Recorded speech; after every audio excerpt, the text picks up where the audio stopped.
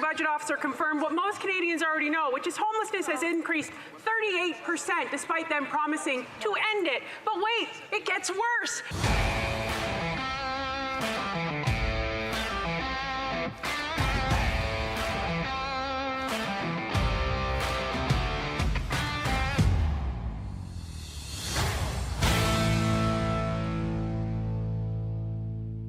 Welcome back to Northern Perspective, everyone. I'm Cypher. And I'm Fox.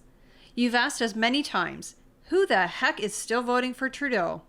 Well, today we have the answer for you, plus additional polling that helps paint a broader picture that Canadians are ready to kick Trudeau to the curb and welcome Pierre Poilievre as our next Prime Minister. Let's take a look. National Post released an article a couple days ago titled, "With Liberal popularity at near record lows, who actually still likes them?" Old people, rich people, and Montrealers mostly. With the Trudeau government fast becoming the most unpopular ministry in modern Canadian history, it's almost easier to track the voters who haven't broken faith with them. Below, a cursory look at the ever-dwindling demographics of Canadians who still think Prime Minister Justin Trudeau is doing a fine job. Some, older people.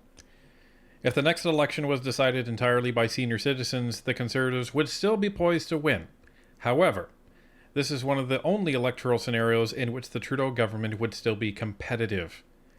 While Liberal support has utterly dropped off a cliff among anyone younger than 40, it's still clinging to life among the over 65 crowd.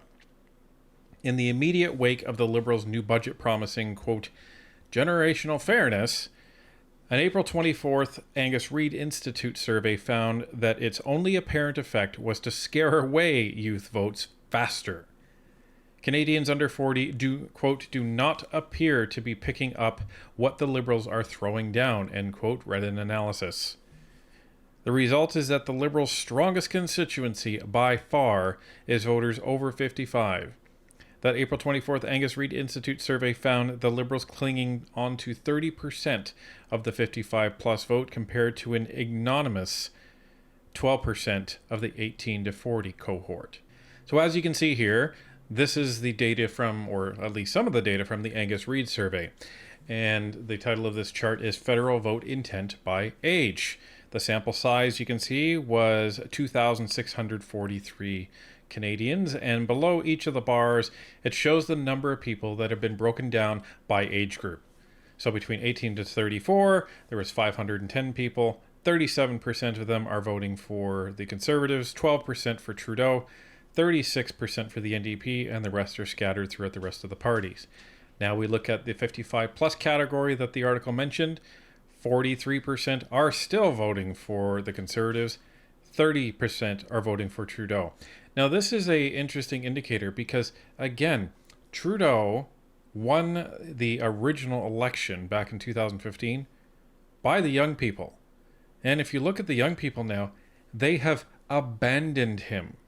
That's because I think young people at the time didn't realize that they would be trading their options of, home affordability for marijuana. We will continue to fight for Canadians, Mr. Speaker.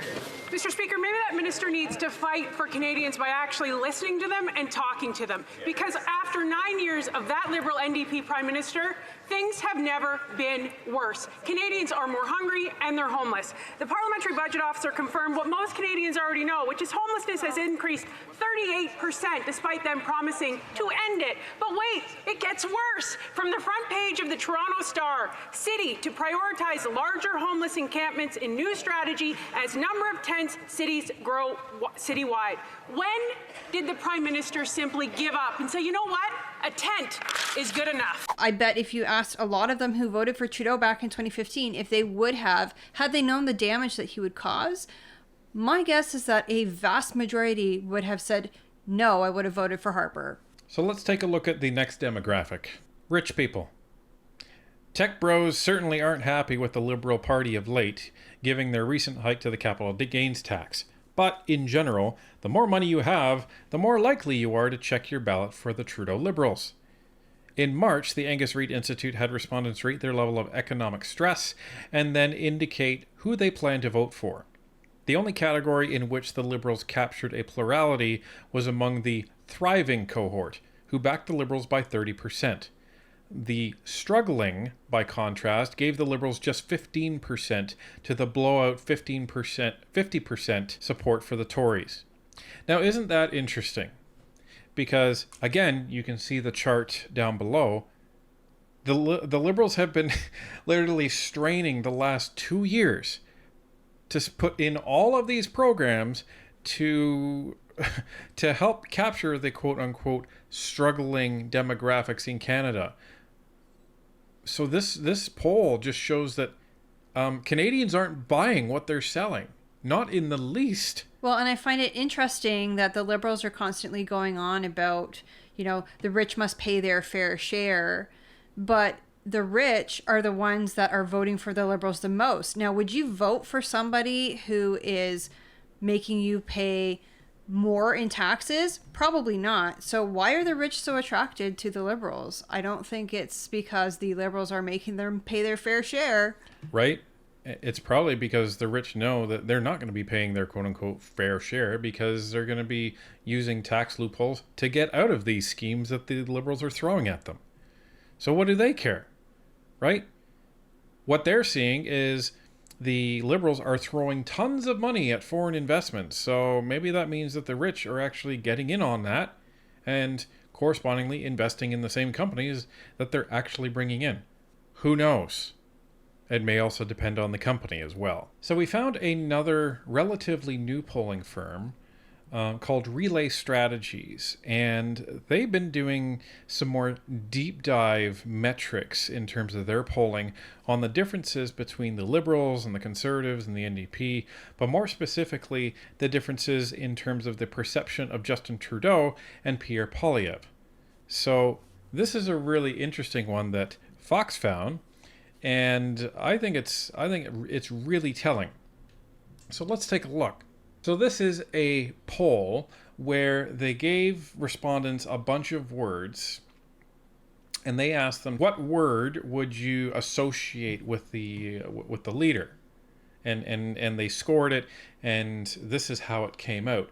So if you notice for Justin Trudeau, all of the top words that people associated with him are all negative.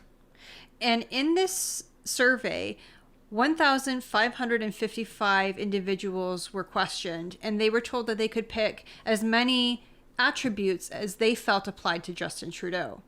And this is how it came out.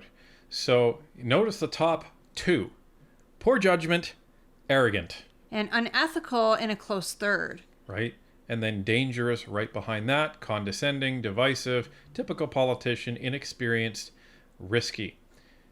The interesting thing is inexperienced, and he's been in politics now for 9 years. So that's an interesting stat for people to pick right now. Well, he's been the prime minister for 9 years. So if 9 years later you're still being labeled as inexperienced, you're doing something very, very wrong. And that's my point. So let's contrast that with Pierre Poilievre.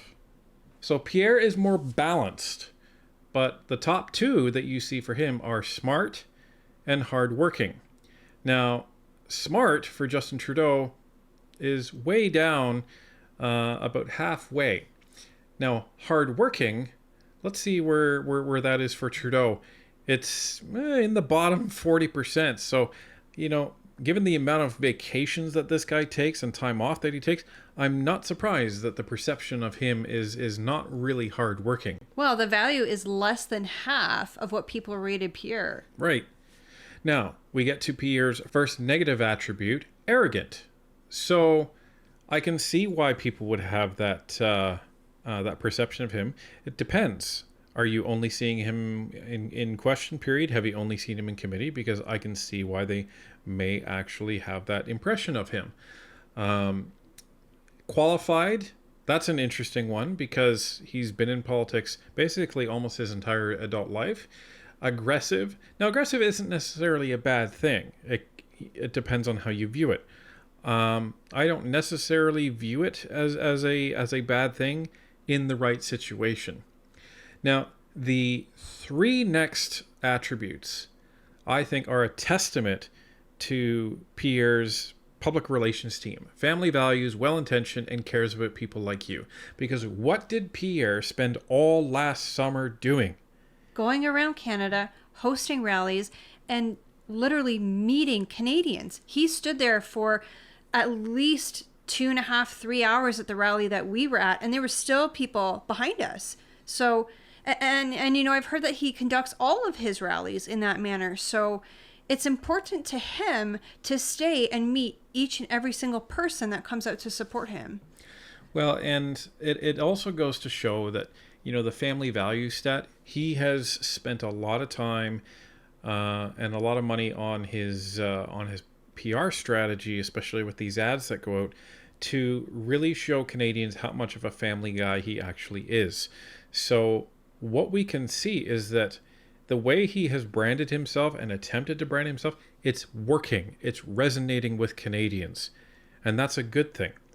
Now, it's not resonating with all Canadians, obviously, but you know, it's interesting because a lot of the polls that you'll hear or the popularity or the unpopularity polls that you'll see about Justin Trudeau and Pierre, and we saw in one of the recent ones that Pierre is only 0.2% ahead of Justin Trudeau.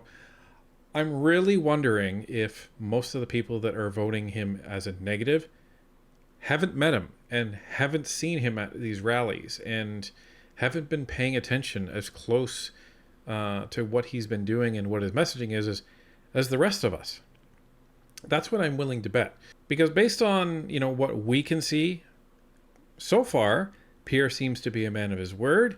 He seems to be intent on a government without corruption. And he also seems intent on a government that is fiscally responsible. They don't just use it as a buzzword like the Liberals do, but they actually put their money literally where their mouth is, and they're going to essentially put the handcuffs on themselves to hold themselves accountable to spending Canadians' money. And that's what a government should do. Well, and it's not just what we've seen, it's what we've heard from people who know him, from MPs and former MPs. And they've told us that pretty much what you see is what you get. He's a hardworking individual and he cares about this country. Justin Trudeau doesn't seem to be either of those things. Now, is Pierre going to be the perfect prime minister for Canada? No. Absolutely not. I don't think anyone is. But is he the guy to get us out of this mess and get us back to an era of stability? I think he's the best shot that we have right now.